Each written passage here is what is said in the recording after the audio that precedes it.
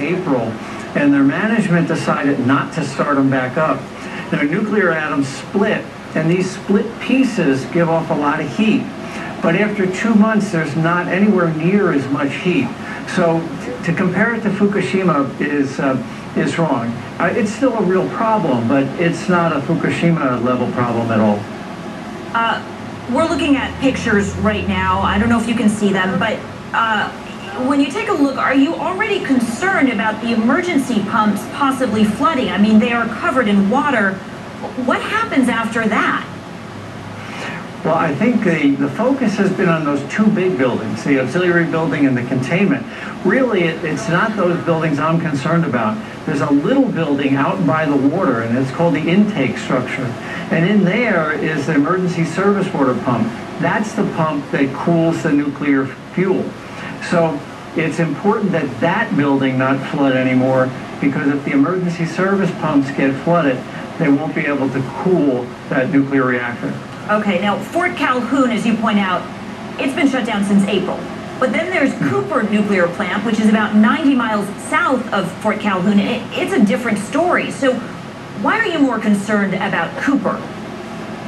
Well, Cooper's still running.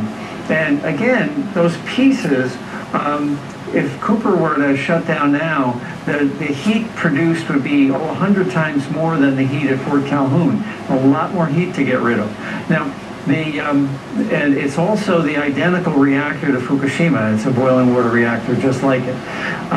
If I were the management of Cooper, I'd really think about shutting it down so that you get ahead of the problem, so that there's less of those decayed products to generate heat.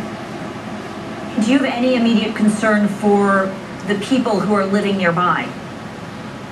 You know, short of an upstream dam failure, I think they'll ride this one out. If an upstream dam were to fail, though, all bets are off. So I think the key is to keep an eye on the upstream dams. Now, if you were consulting the team at Fort Calhoun and Cooper right now, what advice would you give them?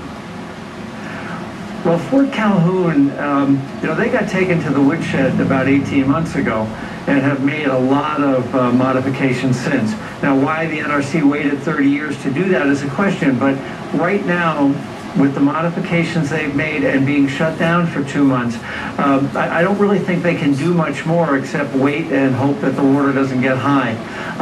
Down at Cooper, though, my advice would be to shut down now and ride it out.